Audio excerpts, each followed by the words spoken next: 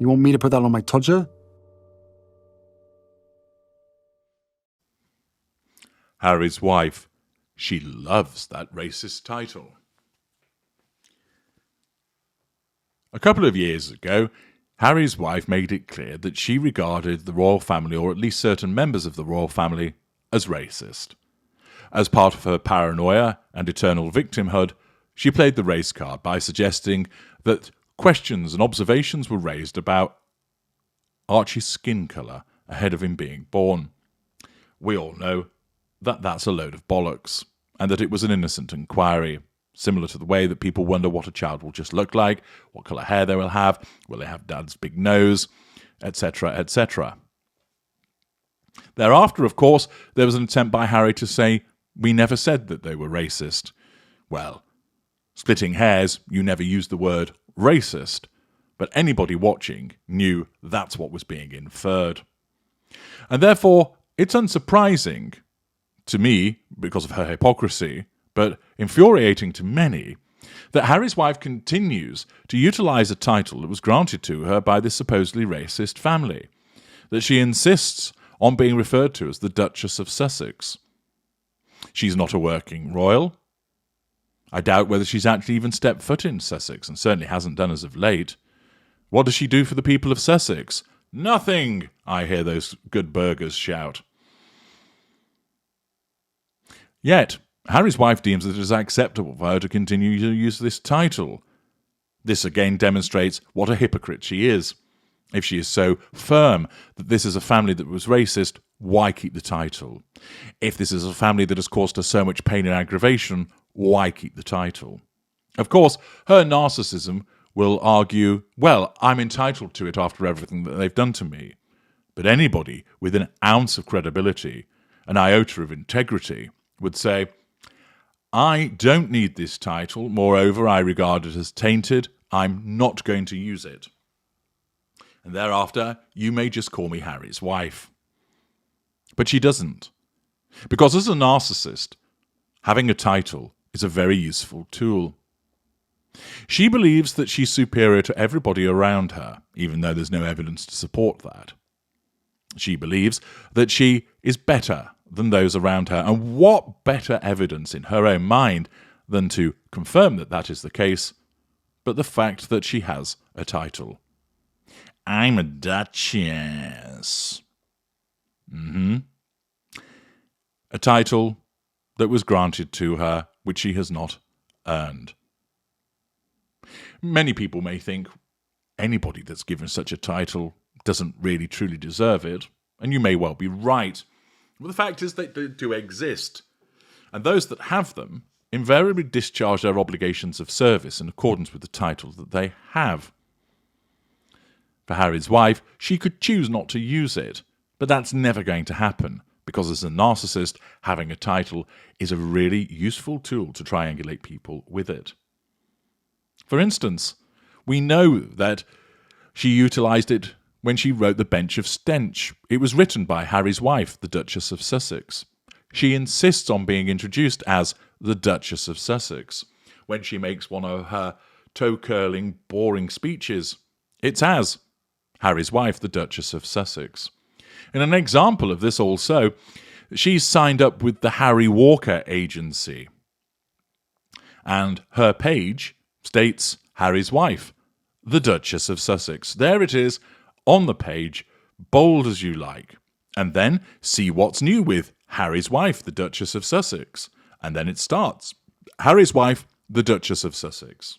Now, if you fancy a good laugh now, I'm going to read through the blurb that appears in her bio for the Harry Walker Agency, so that you can enjoy this exercise in how a narcissist, and it's undoubtedly the case that she will have written this, is prone to exaggeration, grandiosity, utilises triangulation, engages in revision of history.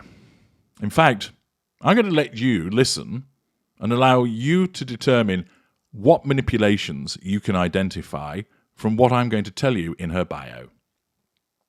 Harry's wife, the Duchess of Sussex, is a feminist. Bullshit.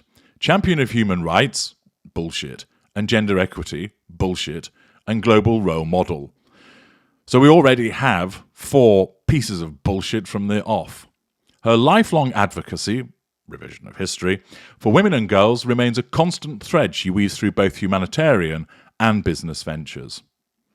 She is noted as one of the most powerful and influential women in the world, who by, topping lists such as the Time magazine's most influential people who've paid to be there, the Financial Times 25 most influential women, Variety, Power of Women who've paid to be there, and British Vogue's Vogue 25 who've paid to be there.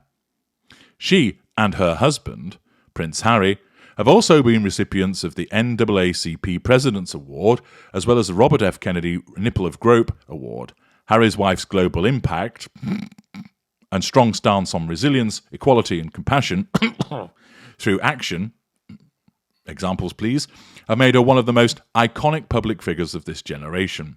Pleased with herself much?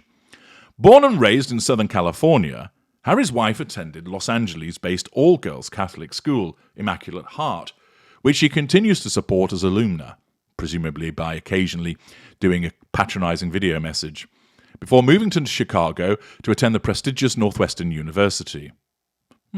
Seems to have omitted the hazing incident. While there, she double majored in theatre and international relations, and went on to intern at the US Embassy in Buenos Aires, Argentina, although seems to neglect mention of how she got that position, as well as to study abroad in Madrid, Spain. After graduation, Harry's wife turned her focus to the entertainment industry. This must be the yacht industry bit.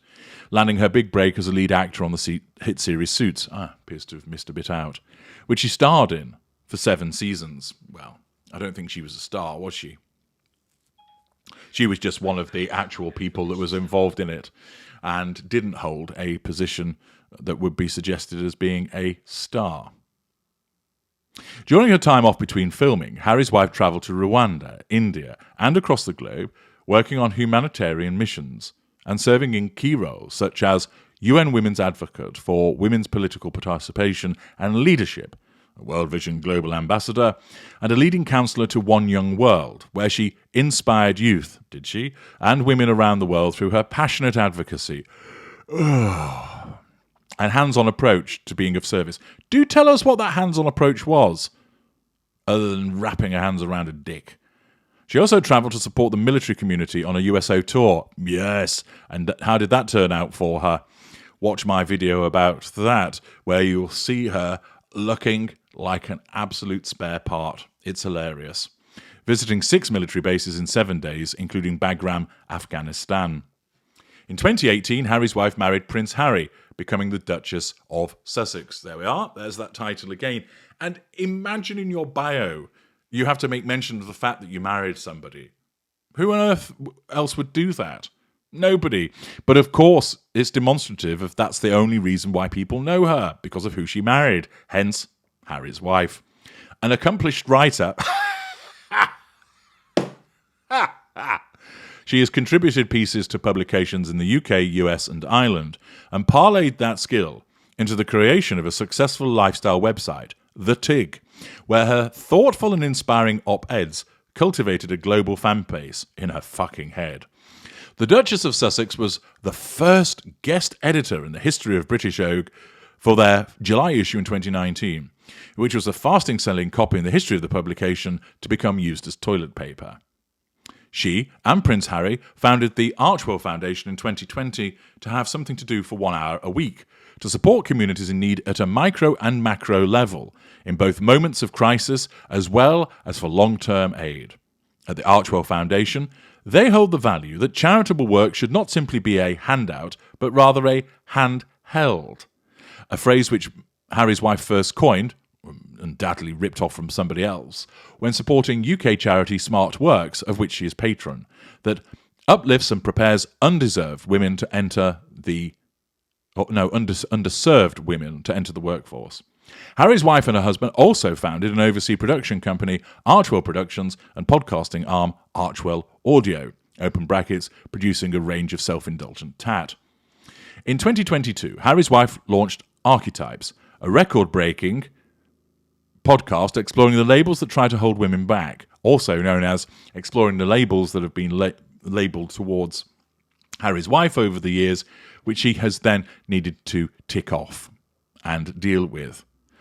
Archetypes debuted at number 1 in the US, UK, Australia, Ireland and New Zealand as a consequence of grudge listens, and topped the charts as the number 1 podcast in 47 countries, demonstrating her unparalleled global reach.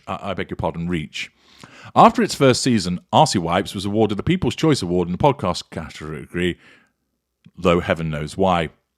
She is an NY Times best-selling author, is she really? Publishing her highly celebrated children's book, The Bench, and Together, Our Community Kitchen, a publication she spearheaded with the women of the Hub Community Kitchen in the United Kingdom who were displaced after the tragic Grenfell fire. True to her character, the Duchess of Sussex mobilised to turn pain into purpose. Well, that's true. She grifts other people's pain to make her look good, working alongside this dynamic group of women to help them heal, grow, and develop their own business enterprises in the face of adversity. In addition to topping the NY Times bestsellers list, Together also debuted as number 1 on the UK's Sunday book list, with proceeds going to the kitchen. Harry's wife's influence in fashion has been coined the Harry's wife effect, with items selling out within hours of her wearing them as a consequence of desperate sugars purchasing them. Her effect has transcended fashion, shifting cultural conversations as a consequence of Kermit Goes to Church, The Fridge by Valentino, One of Our Jowers is Missing, Grandma's Bedspread, Teacup by Royal Doulton, Tent by Army Surplus, Hyacinth Bouquet's settee cover, The Bouncing Berry of Harlem, Jem and Mao visits New York, and of course, Overripe Burst Tomato Lady. Her effect has transcended fashion, shifting cultural conversations as seen with her op-ed for the NY Times, The Losses We Share. The piece detailed a heartbreaking personal loss which spiked the conversation surrounding miscarriage, or as some would say, mythcarriage, to the highest it had been spoken of in over 2 decades at the time of publishing. Harry's wife is a passionate advocate. There we are again. Can you not be any other type of advocate? How about effective? Always passionate. I have to say that whenever I see anybody writing, I am passionate about or I have a passion for, I groan inwardly at their lack of imagination. Harry's wife is a passionate advocate for mental health by destroying that of her husband's, and family care by never bothering with her children, the holistic support of women and children's rights, and the immeasurable value of one's self-worth. Her core belief that representation matters, and her connection to community through the lens of learning, healing, and inspiring, have helped define her as a cultural catalyst for positive change, such as alienating her husband from his family and friends, having nothing to do with her own family save her mother, who is in her employ, ensuring that she uses friends and then dumps them once she has moved on to something better, continuing to bear a grudge against a family that welcomed her with open arms, making the last years of a monarch rather miserable as a consequence of her conduct and behaviours. Yes, all of that's positive change. Harry's wife resides in California with her captive and their children, Prince Archie Harrison and Princess Lilibet Diana, no use of titles for them as well, of course, as a consequence of her connection with the racist family, and their 3 dogs. What an utter load of tripe. But Harry's wife believes every single word that has been written there. Nothing about what she might actually talk about, and if you didn't know her and you read all of that, you might think, well, that's quite impressive. She's clearly got quite a lot to talk about in terms of experiences, etc. Let's hire her as a speaker. My goodness me, you'd think that the Wish version would have turned up, wouldn't you, when you listen to her speak? I, me, anecdote about Procter & Gamble, anecdote about getting out of car backwards, here's me at One World, anecdotes, I saw somebody political putting makeup on and told them you can both be beautiful and feminist. I was in Suits, don't you know? I, me, I,